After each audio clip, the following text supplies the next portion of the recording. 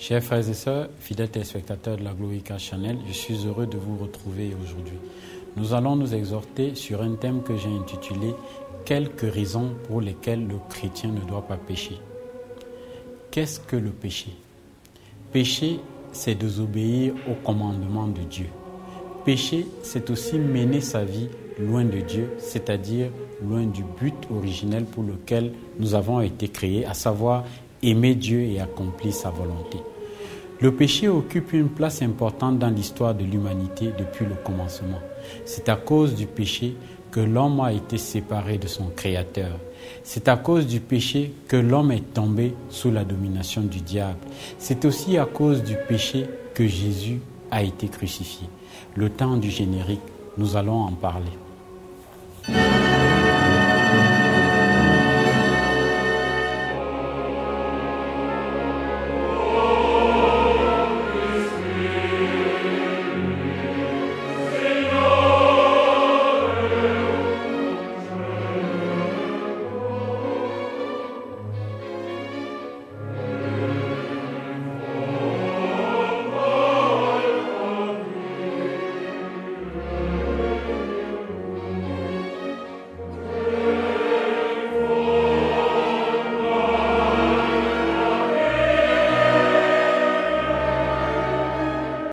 Ma Bible dit, le lendemain, il vit Jésus venant à lui. Et il dit, voici l'agneau de Dieu qui ôte le péché du monde. Le péché est à l'origine du mal sur terre et il est à l'origine de la malédiction. Mais si tu n'obéis point à la voix de l'Éternel, ton Dieu, si tu n'observes pas et ne mets pas en pratique tous ses commandements et toutes ces lois que je te prescris aujourd'hui, voici toutes les malédictions qui viendront sur toi et qui seront ton partage par la désobéissance, le péché d'un seul homme, Adam, tous sont hérités de la nature du péché. Plus loin, ma Bible dit, car comme par la désobéissance d'un homme, beaucoup ont été rendus pécheurs, de même par l'obéissance d'un seul, beaucoup seront rendus justes. Péché est donc un acte spirituellement grave et nous devons éloigner de notre vie toute forme de péché. La parole de Dieu nous parle de deux types de péchés. Premièrement, les péchés par omission ou involontaires ou inconscients. Par exemple, Dieu dit, Jésus lui répondit, tu aimeras le Seigneur ton Dieu de tout ton cœur, de toute ton âme et de toute ta pensée. Pourtant, il arrive que ce ne soit pas le cas. Dans l'ancienne alliance, Dieu exigeait que ceux qui avaient commis des péchés involontairement présentent une offrande pour le pardon de leurs péchés. Le sacrificateur fera l'expiation pour toute l'assemblée des enfants d'Israël et il leur sera pardonné car ils ont péché involontairement et ils ont apporté leur offrande, un sacrifice consumé par le feu en l'honneur de l'Éternel et une victime expiatoire devant l'Éternel à cause du péché qu'ils ont involontairement commis. Deuxième point, les péchés volontaires. Ce sont ces péchés qu'un homme commet volontairement, dont il a pleinement conscience, comme le mensonge, le vol, la fornication, l'impudicité, l'orgueil, les paroles grossières, la médisance, etc. Dans cette exhortation, nous allons parler de cette seconde catégorie de péchés, les péchés volontaires, et nous allons voir leur incidence dans la vie du croyant. Je vais vous donner 5 raisons pour lesquelles un chrétien ne doit pas pécher. Cependant, il est vrai que le mot chrétien ne va pas avec le mot péché. Ils ne sont pas compatibles. Tout comme un poisson ne rampe pas sur la terre ferme, un chrétien ne vit pas dans le péché. Ce n'est pas dans sa nature de pécher et pourtant, même si ce n'est pas dans sa nature, il est possible qu'un chrétien commette un péché. C'est pour cela que l'apôtre Paul pouvait dire à des chrétiens nés de nouveau, ne péchez point. Parfois, j'ai tendance à oublier, mais je reçois souvent des confessions des frères et sœurs nés de nouveau qui vivent dans le péché. Ils regrettent amèrement, se repentent, mais finissent par retomber dans les mêmes vices. C'est une réalité que nous ne pouvons pas nier. C'est ce que la Bible appelle des chrétiens charnels, dominés par les convoitises de la chair. En général, les chrétiens qui vivent dans un péché volontairement sont des enfants de Dieu qui sont mal affermis dans la parole. Ils n'ont pas renouvelé leurs pensées. Ils se sont laissés pollués par le monde et ne s'exposent pas régulièrement à la présence de Dieu. Mais si un chrétien grandit dans sa connaissance de la crainte, le respect de Dieu, s'il s'attache à la parole de Dieu et à une vie correcte de consécration, il sera difficile pour lui de commettre un quelconque péché volontaire. Peut-être luttez-vous avec un ou plusieurs péchés. Peut-être marchez-vous un pied dans la lumière et un pied dans les ténèbres. Si c'est votre cas, ouvrez votre cœur, car vous pouvez être délivré aujourd'hui même. Je vais vous donner 5 raisons pour lesquelles vous devriez ne pas pécher, et je prie qu'elles produisent en vous une révélation qui apportera la lumière dans les ténèbres qui vous environnent. Selon qu'il est écrit, vous connaîtrez la vérité et la vérité vous affranchira. La première raison, en péchant, vous ouvrez la porte au diable. Ma Bible dit, c'est pourquoi renoncez au mensonge et que chacun de vous parle selon la vérité à son prochain. Car nous sommes membres les uns des autres. Si vous vous mettez en colère, ne péchez point. Que le soleil ne se couche pas sur votre colère. Vous lirez la suite plus tard. L'apôtre Paul dit, ne mentez pas, ne donnez pas accès au diable. Ce passage nous montre clairement que le péché, la désobéissance à Dieu, donne au diable l'accès à notre vie. Tout comme ce fut le cas pour Adam et Ève dans le jardin d'Éden. Le péché est un acte spirituel. Chaque fois que nous mentons, volons, ne marchons pas dans la vérité, nous ouvrons une porte spirituelle invisible au diable et à ses démons.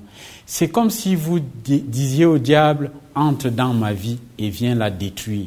Le diable ne vient que pour dérober, égorger et détruire. Au début de ma vie chrétienne, lorsque je pouvais commettre un péché, je m'en voulais. Je me repentais, mais malgré tout, il pouvait m'arriver d'avoir une succession de problèmes dans la semaine. Lorsque cela se produisait inévitablement, je me disais, c'est parce que j'ai péché, Dieu m'a puni pour que je ne recommence plus. Puis j'ai grandi et j'ai fini par réaliser que j'avais cru à un mensonge. Non, ce n'est pas Dieu qui me maudissait, car Jésus a déjà subi toute la colère de Dieu pour mes péchés à la croix. Jésus a déjà été maudit, jugé, frappé pour que je n'ai plus besoin d'être maudit pour mes péchés. Frères et sœurs, fidèles téléspectateurs de la Glorica Channel, lorsque vous péchez, ce n'est jamais votre Père céleste qui vous frappe, mais c'est le diable par la porte que vous avez ouverte. Raison 2, en péchant, vous attristez le Saint-Esprit qui habite en vous. Ma Bible dit, n'attristez pas le Saint-Esprit de Dieu, par lequel vous avez été scellés pour le jour de la rédemption. Que toute amertume, toute animosité, toute colère, toute clameur, toute calomnie et toute espèce de méchanceté disparaissent du milieu de vous. Ici, l'apôtre Paul nous révèle que lorsqu'un enfant de Dieu commet un péché, il attriste le Saint-Esprit de Dieu qui habite en lui. Ce n'est pas en vain que le Saint-Esprit s'appelle Saint-Esprit. Il est saint, il est droit, il est vérité. Dieu est un Dieu de lumière.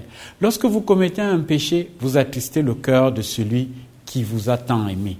Plus vous grandirez dans la connaissance de Dieu, plus vous l'aimerez. Plus vous le respecterez et moins vous aurez envie de le décevoir. C'est cela la crainte de Dieu. La troisième raison, en péchant, vous mettez en stand-by votre relation avec Dieu. Lorsque vous péchez, vous mettez en stand-by votre communion avec Dieu. Personne ne pourrait venir me voir et me faire croire qu'il entretient une communion authentique avec Dieu tout en demeurant dans un péché. Aucun chrétien né de nouveau ne peut demeurer dans un péché récurrent et être à l'aise avec cela. C'est impossible. S'il est à l'aise avec le fait de marcher dans le péché, je lui dirais que c'est un menteur ou qu'il a accepté de croire en des mensonges du diable, qu'il se trompe lui-même, qu'il s'est refroidi ou qu'il n'est pas né de nouveau. Ma Bible dit, si nous disons que nous n'avons pas de péché, nous nous séduisons nous-mêmes et la vérité n'est point en nous. Si nous confessons nos péchés, il est fidèle et juste pour nous les pardonner et pour nous purifier de toute iniquité. Ce n'est pas dans votre nature de pécher.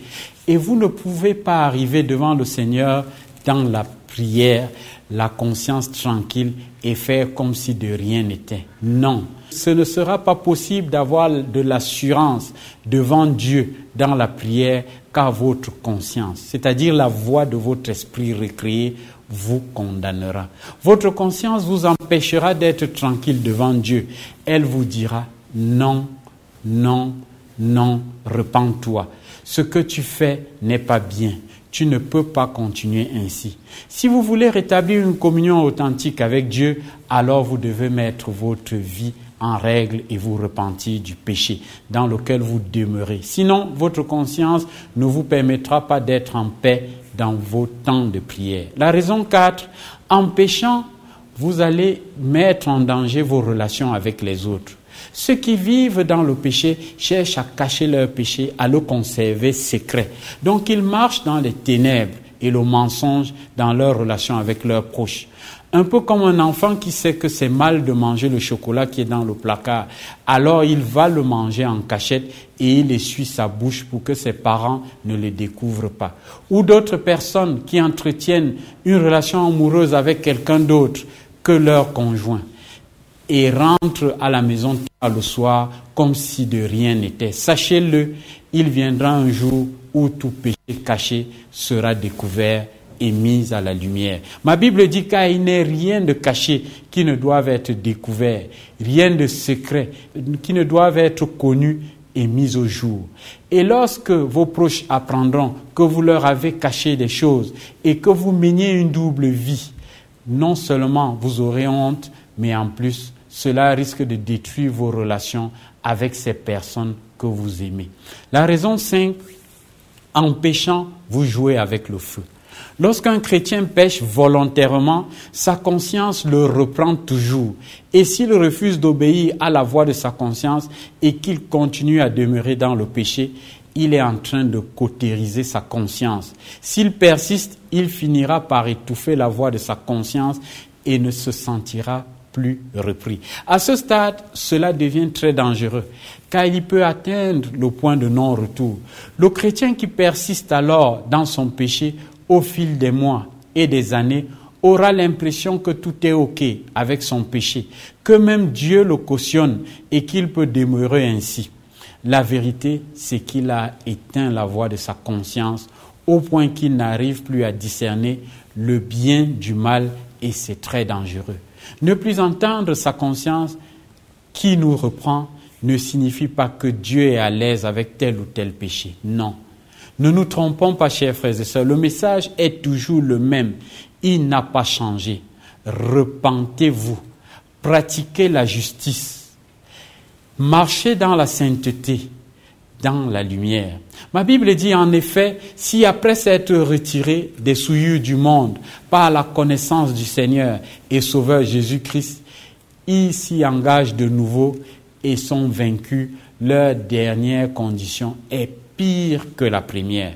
Ce passage nous montre qu'un chrétien peut demeurer dans le péché et tellement éteindre la voix de sa conscience qu'à un moment donné, il est vaincu par le péché. Autrement dit, le péché a dominé complètement sa vie à cause du choix qu'il a fait et il a atteint un point de non-retour très dangereux.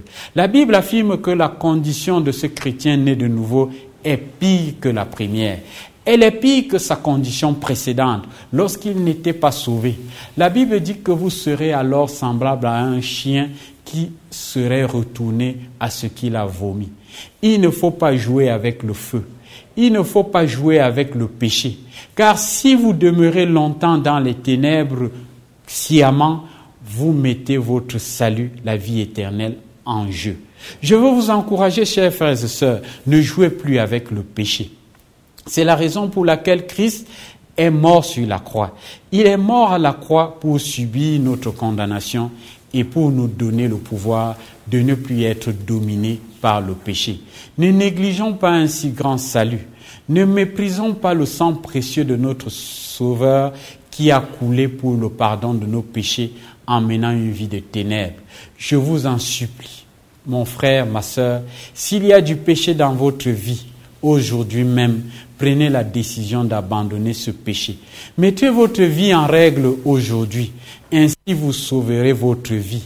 Vous réjouirez le cœur de votre Dieu. Vous fermerez la porte au diable et vous consoliderez vos relations. Prions ensemble. Père, je te demande pardon. Je vis dans le péché, mais aujourd'hui, je prends la décision de mettre ma vie en règle. Je prends la décision de me séparer de ces choses qui me poussent au péché. Je prends la décision de me séparer de ces mauvaises relations qui me tentent. Au nom de Jésus, pardonne-moi.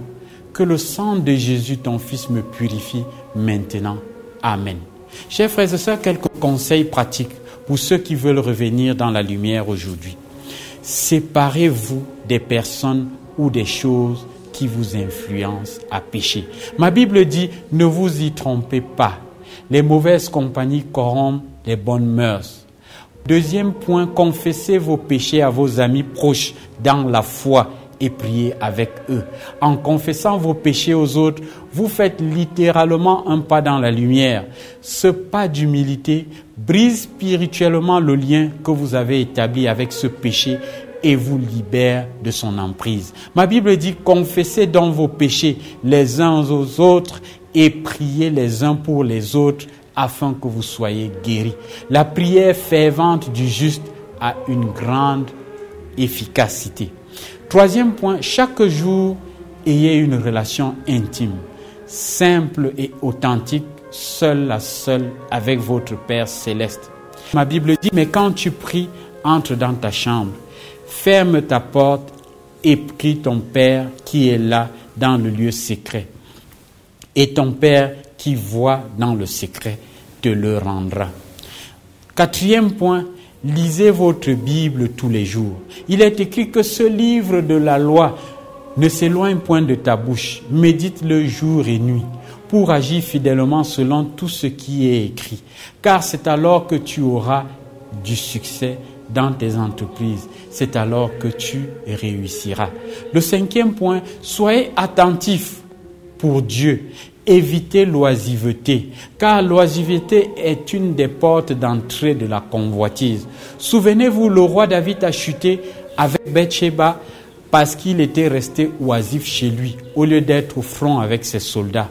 Bon nombre de croyants luttent avec le péché parce qu'ils passent leur temps à regarder la télévision, à jouer, à chatter ou à surfer sur Facebook, au lieu d'être actifs pour Dieu et de nourrir leur esprit dans les choses de l'esprit. Soyez bénis.